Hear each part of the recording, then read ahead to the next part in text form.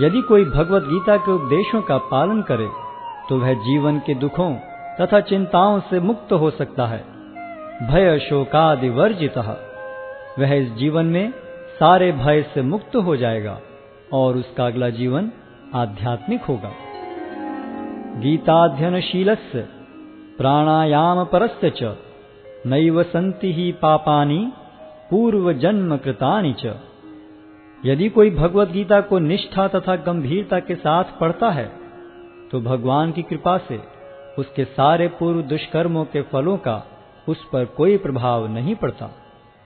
मलिने मोचनम पुंसाम जल स्नानम दिने दिने सकृत गीतामृत स्नानम संसारमलम नाशनम। मनुष्य जल में स्नान करके नित्य अपने को स्वच्छ कर सकता है, लेकिन यदि कोई भगवत गीता रूपी पवित्र गंगा जल में एक बार भी स्नान कर ले तो वह भवसागर की मलिनता से सदा सदा के लिए मुक्त हो जाता है। गीता सुगीता कर्तव्या किमन्यै शास्त्र विस्तरै या स्वयं पद्मनाभस्य मुख पद्माद्विनिस्सृता। चूंकि भगवत गीता भगवान के मुख से निकली है, अतएव किसी को अन्य वैदिक साहित्य पढ़ने की आवश्यकता नहीं रहती। उसे केवल भगवत गीता का ही ध्यान पूर्वक तथा मनोयोग से श्रवण तथा पठन करना चाहिए। वर्तमान युग में लोग सांसारिक कार्यों में इतने व्यस्त हैं कि उनके लिए समस्त वैदिक साहित्य का अध्ययन कर पाना संभव नहीं रह गया है, परंतु इसकी आवश्यकता भी नहीं है।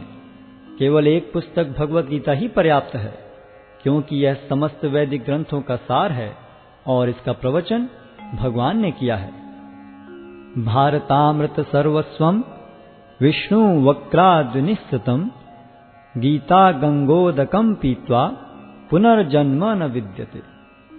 जो गंगा जल पीता है उसे मुक्ति मिलती है, अतएव उसके लिए क्या कहा जाए जो भगवत गीता का अमृत पान करता हो।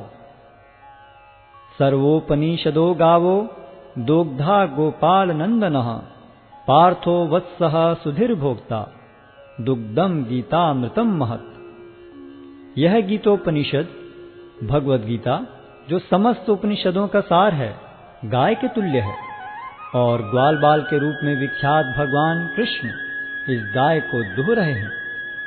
अर्जुन बछड़े के समान हैं और सारे विद्वान तथा शुद्ध भक्त भगवत गीता के अमृतमय दूध का पान करने वाले हैं। एकम शास्त्रम देवकी पुत्र गीतम एको देवो देवकी पुत्र एव एको मंत्रस्य तस्य नामानि यानि कर्माप्येकम तस्य देवस्य सेवा।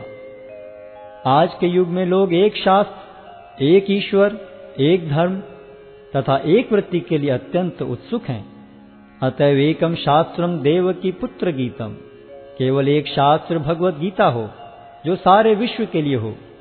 एको देवो देवकी पुत्र एव, सारे विश्व के लिए एक ईश्वर हो श्री कृष्ण। एको मंत्रस्य तस्य नामानि यानि, और एक मंत्र एक प्रार्थना हो, उनके नाम का कीर्तन।